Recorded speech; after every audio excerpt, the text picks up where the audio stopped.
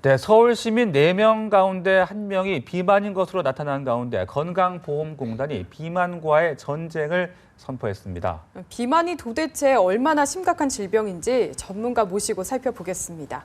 이승남 가정의학과 전문의 나와주셨습니다. 어서 오십시오. 네, 안녕하세요. 네. 자, 비만에 대한 경고등이 또 켜진 것 같습니다. 네. 건강보험공단이 관련 자료를 좀 내놨는데 예. 고도 비만이 10년 전보다 1.6배나 증가했다고 합니다. 이거 어느 정도 심각한 겁니까? 그 고도 비만이라는 건 여자분들이 그냥 뚱뚱하다는 거랑 좀 달리 많이 네. 뚱뚱해 보이는 사람인데 초고도 비만이 더 무서운 거 있어요. 몸무게 예. 보통 한 120kg 넘는 사람. 이 사람은 10년 전보다 몇 배 들어갔냐? 2.6배가 늘어났습니다. 이렇게 예. 비만이 되게 되면 아까 WHO가 2000년대 발표한 데와 마찬가지로 비만은 지금 질병이라고 그러거든요. 전 세계에 네네. 만연해 있기 때문에 저희 의사 입장에서도 뭘 원하느냐?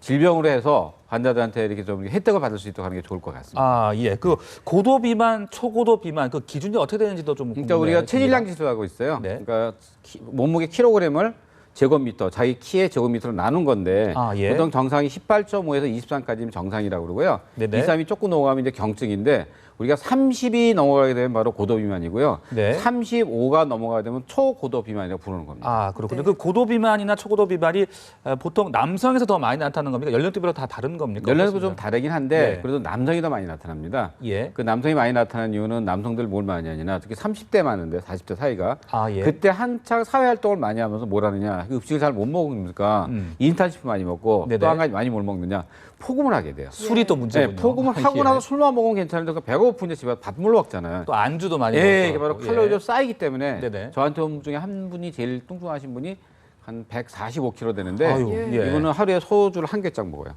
한 개짝이요. 한 개짝을 먹고 내가 뭘 먹느냐? 술을 좀 줄이면 라면을 될 한 텐데. 두 개 더 먹어요 또. 네네. 이러니까 칠 수밖에 없는. 예. 예.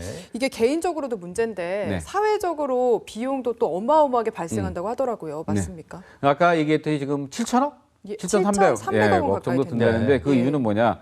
아니 사람들이 비만인데 무슨 7,300억이 들어하는데 그 문제가 아니라 비만이 생기면서 따라오는 질병이 있어요. 그런데 고혈압이라든지 당뇨병이라든지 뇌졸중이라든지 뇌경색이라든지 심장병이라든지 이런 걸 치료하는데 한 7,000억 정도가 들고요. 그 외에 아까 가영 씨가 잠깐 얘기했지만은 예. 우리가 모르는 건강식품이라든지 그 체중 관리하는 이런 가지 아프면 제가 보기에 한 1,000억이 넘지 않을까 생각합니다. 예.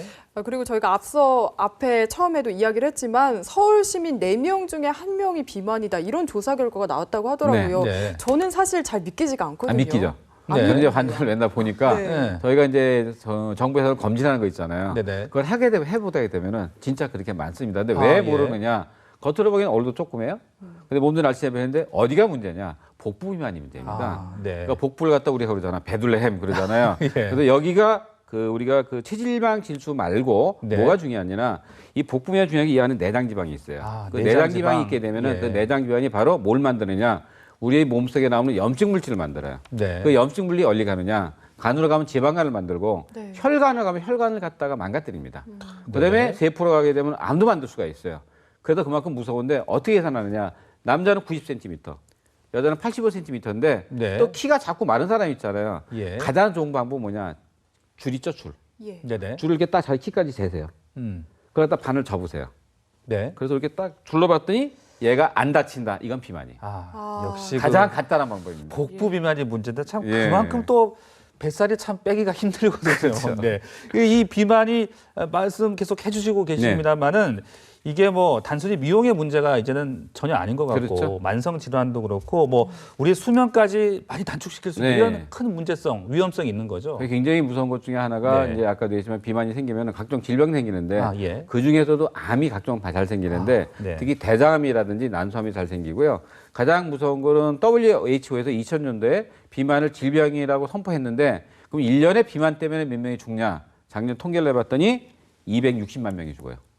예. 전 세계에서요? 네. 네. 그러니까 비만 때문에 260만 명이 죽는 거니까 예. 그 파급된 다른 질병을 따지게 되면은 당뇨, 고혈압 이런 거 다 따지면 무지하게 많은 거죠. 그 또 원인이기 때문에. 이게 뭐 정신적인 그런 측면, 정신 건강에도 많이 해로울 수 있겠죠. 이렇게 가영 씨가 지금보다 예. 20kg 쪘어요. 예. 어디 나갈 것 같아요? 못 나가죠. 안 나가죠. 바로 우울증이 생깁니다. 예. 조울증이 생기고 그리고 자기 외모 때문에 대인기피증이 생겨요. 특히 아이들도 그렇습니다. 놀리거든. 너 뚱뚱해. 그러니까 엄마 할머니 너 통통해 이쁜데 그러는데 학교도 안 가려고 그래요. 네. 그렇기 때문에 정신적인 문제도 굉장히 큰 문제를 맞죠. 그렇겠군요. 그래서 그런지 뭐 비만세를 도입해야 하지 않냐 이런 이야기들도 나오고 있는데 좀 논란이 많은 것 같아요. 비만세를 도입하는 거는 솔직히 그건 말이 안 돼. 예. 인두제랑 똑같거든요. 예. 네. 그게 아니라 반대로 우리 정부에서 이걸 질병으로 인정해서 아까도 잠깐 나왔지만 사회에 좀 이렇게 저소득층이 많이 생기잖아요. 그런 사람들을 위해서 비만 치료하는 거 일부라도 약값이라도 지원을. 보험을 네. 좀 대게 해줘야 그 사람들 굉장히 많이 도움이 되거든요. 네. 약값이 뭐 한두 푼 드는 것도 아니고 한두 달 먹는 것도 아니에요. 최소한 6개월에서 1년 정도 먹어야 되는데 그게 먹게 되면 100만 원 이상 들기 때문에 네. 그런 것만 해더라도 도움이 많이 되지 않을까 생각합니다. 네. 그리고 아까 30, 40대 좀 중년 남성분들 얘기를 해주셨는데 네. 역으로 소아 비만이라고 하죠. 네. 유아 비만도 정말 문제가 되고 있다고요. 아, 소아 비만이 더 문제인 거예요. 네. 왜냐면은 소아 비만 아까 엄마 아빠 얘기했지만 소아 비만인 애들이 있으면은 성인이 되면 80%가 다 비만이 돼요. 이어지겠네요. 이어지죠 당연히. 네. 근데 왜 문제느냐? 그 보통 성인들은 아주 초고도 비만이 되지 않으면은 지방세포가 늘진 않아요. 지방세포가 커지는데 우리 예. 보통 지방세포가 한 200억, 300억 정도 생각하거든요. 근데 아이들 때 살이 찌게 되면 지방세포 수가 늘어납니다. 300억이 400억이 되고 400억이 500억이 될 수가 있어요. 그러니까 얘네들은 조금만 더 먹어도 지방세포가 많으니까 네. 점점 살이 찔 수밖에 없는 거예요. 그래서 소아 비만, 특히 유아 비만이 굉장히 큰 문제입니다. 그렇군요. 그렇다면 이런 큰 문제가 되고 있는 이 비만 네. 치료 방법에는 어떤 것들이 있을 수 그냥 있을까요? 가장 중요한 게 이제 식이요법이죠. 네. 평소에 먹는 것보다 적게 먹고 기름기, 단 거, 네. 튀김, 국물, 찌개 이런 거 안 먹는 거하고 두 번째 운동하는 거. 항상 크게 빨리 걷는데 네. 운동법도 그냥 계속해서 1시간 빨리 걷는 것보다는요. 10분 빨리 걷다가 2분 천천히 걷고 10분 아. 빨리 걷다가 2분 천천히 걷고 이게 더 살이 칼로리가 잘 빠집니다. 아, 속도를 좀 다르게 하는 게 더 좋은 건가요? 네, 요번에 미국에서 발표가 됐어요. 아, 예. 세 번째는 어떤 경우가 있느냐. 이 사람들이 참 자기가 하고 싶은데 못하는 사람들이 있어요.